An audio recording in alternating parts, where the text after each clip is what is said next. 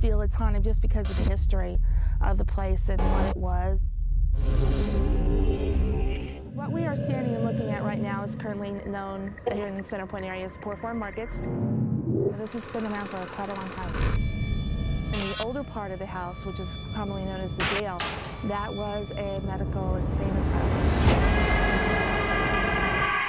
In the earlier day, it was actually a poor farm. It was also a nursing home here in the area. That is definitely haunted. Picked up some EVP or electronic voice phenomenon. Definitely things being moved. Tall figure, shadow, hiding out here in one of the corners. I heard a small child giggle. And then I turned around, boom, nothing was there. A lot of people that have come through the house say that they've felt like things brush against them, people actually physically push them. Boxes kicked over, moved around, stacked. Weird noises, a lot of banging and clanging, things being shook. It's very freaky. Sadly, a lot of the souls that still haunt this place were souls that died in this building. We rent the house about 3 months out of the year, along with our great colleagues from Christmas in the Park organization. We do a lot of the renovation, come up with all of the haunts and scares. And we give back, and in our blackest of hearts, that's where we feel the most good out of this Halloween season.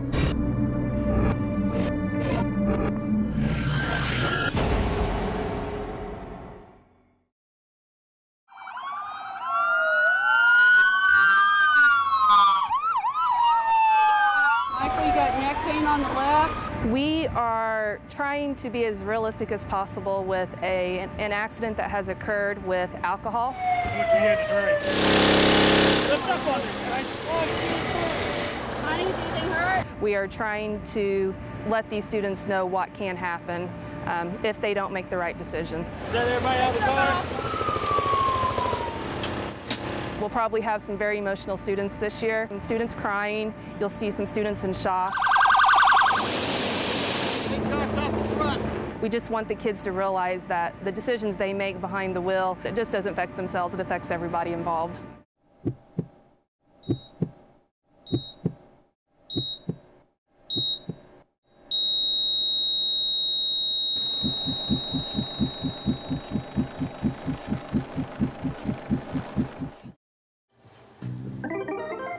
We ready, boys?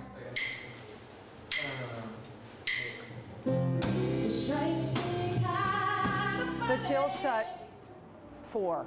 No, I don't know. We don't have a name. They're just my friends, my great musical friends. Yeah.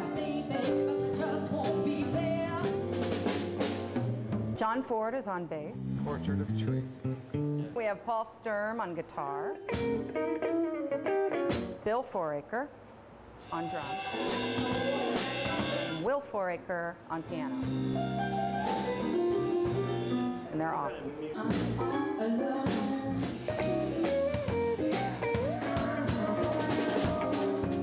do jazz with a blues feel.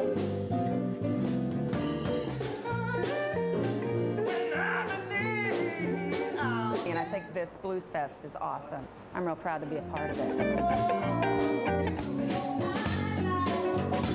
I would love to be a part of this, so I am, because I think it's good to get some local talent up there.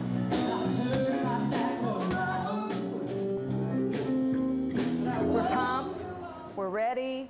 I think it's going to be a good time. I'm excited.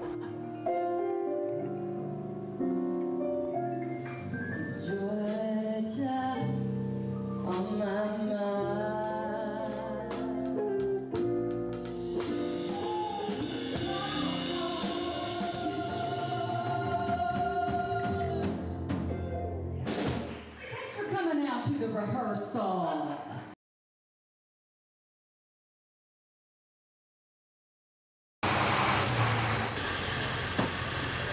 A swarm of SRT dressed in black, ready for action. Terre Haute police are using 4 condemned homes as real-life locations for their SRT training.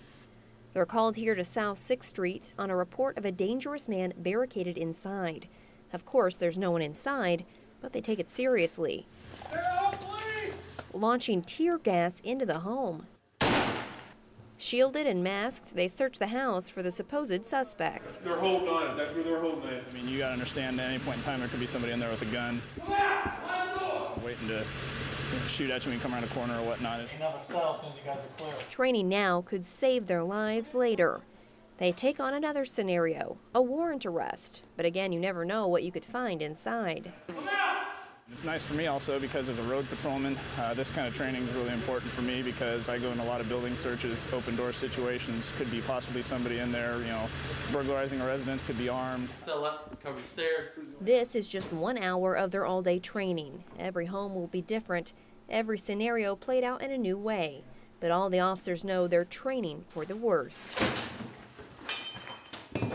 It's better to have the training and not use it than to not have the training and need it. In Terre Haute with photojournalist John Timm, Amanda Jarrett, News 10. Welcome to a burglary in progress. This man's no ordinary burglar. He's an Indiana State Police officer. What we're looking for, first of all, is an easy way in and an easy way out. But is anyone home? Several knocks later, I don't see any movement in the house. we make our move.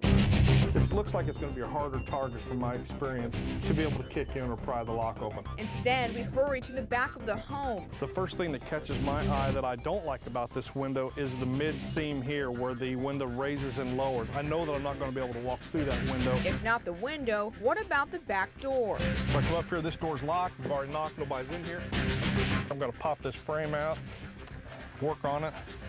I'm just going to pop that door right open. I'm going to spread that out. After just 4 minutes on scene, the burglar's in. And no time to waste inside. Probably don't want to spend any more than about 5 minutes at the most. Racing against the clock, So I'll be coming in here to look real quick. Watts searches for pills to sell on the street. Take that one bottle of pills, stick it in your pocket, and you're going to make $400 or $500 on the street. Next, he searches for other hunt items. No jewelry in there. Rummage through there quickly. Aha, here's the jewelry. This is what we're looking for, but I'm not going to look here. I'm going to put it right out on the bed. Another hot spot is underneath the bed for guns. Here we go. This is what we're looking for. Here. And here. In 10 minutes, we're in and out with hundreds of dollars in items. All in broad daylight. What happens when night falls? Hours later, we return. One of the best ways to get into at night or even during the day is a garage door opener. If the car, in fact, is locked, I'm simply going to break a window and use a garage door opener. But most of the time, believe it or not, people leave their cars unlocked around their home. And we're in luck.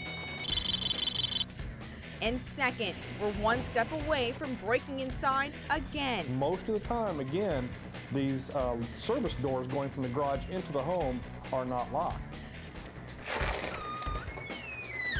As you can see,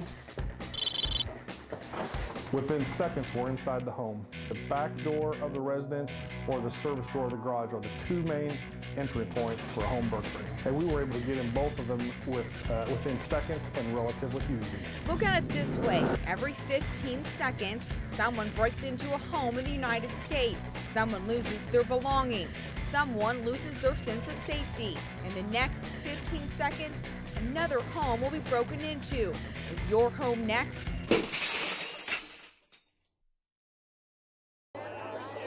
Flags fly, banners wave.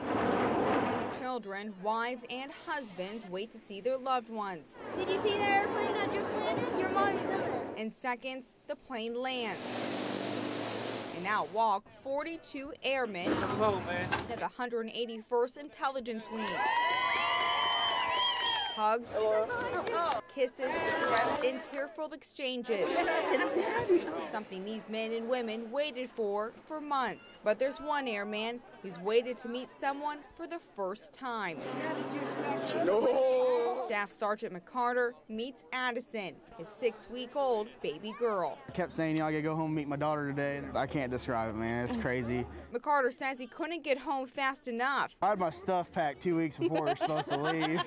He and his fellow airmen were deployed for 7 months in Saudi Arabia. Say you load the airplane to come back home, it can't come quick enough. I know I've got 2 little people that are going to get hugged a bunch for the next few days. Their mission was to assist the Saudi military and act as a law enforcement and force protection. Citizens of America can be very proud that the men and their fellow Hoosiers, young men and women, did an outstanding job. A job now complete, but a new one is just beginning for some. Get home and spend some time with her, get to know her. A happy homecoming for everyone. Glad I'm home. An unforgettable moment for this family. In Terre Haute with photojournalist John Timm, Kate Green. I'm just glad to be home now. News 10.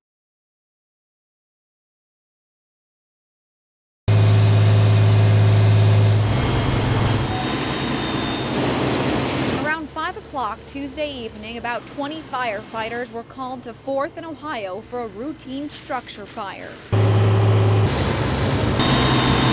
We're calling in so many people so we can give these guys a break. What these brave men did not know was that they would be here for hours after the sun set. They're wet, they're probably hungry, I'm sure they missed dinner. Probably fatigue's maybe starting to set in. It was here outside the Modisett law firm they opened their hoses and raised their ladders to battle the blaze. But as you can see, the smoke's coming over. It irritates your eyes. It gets in your nose. It just makes it hard to breathe. On the inside, the conditions got even hazier. Get upstairs, you can't see your hand in front of your face. And the smoke, when these buildings burn, is such old wood that just puts off that nasty black smoke, and that's nothing you want to inhale. Conditions these firefighters are trained for, but will never forget in moments like these.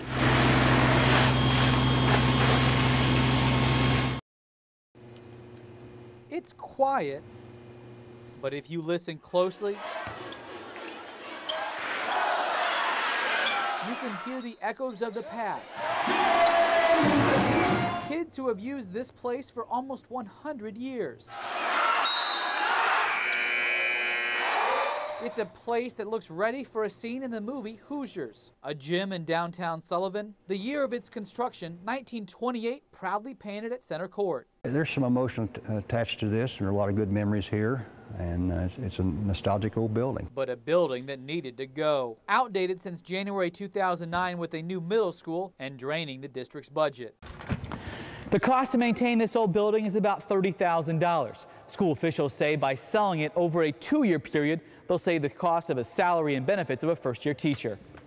No small matter for a district that's eliminated 8 teaching positions for the fall. One choice was demolishing, still a costly option. So the school took it to auction. Dr. Custodio Lim bought it for $11,000, a man who made a similar purchase with the former Sullivan County Hospital building. The gym may seem like a bargain, but it comes at 11 times the appraised value of the building at $1,000. Brashear believes it's in good hands. They want to use it for a sports and fitness center, which I think is really great for our community, and it still can be a valuable asset to our community. An asset that may once again hear children's voices, but this time it won't be echoes from the past.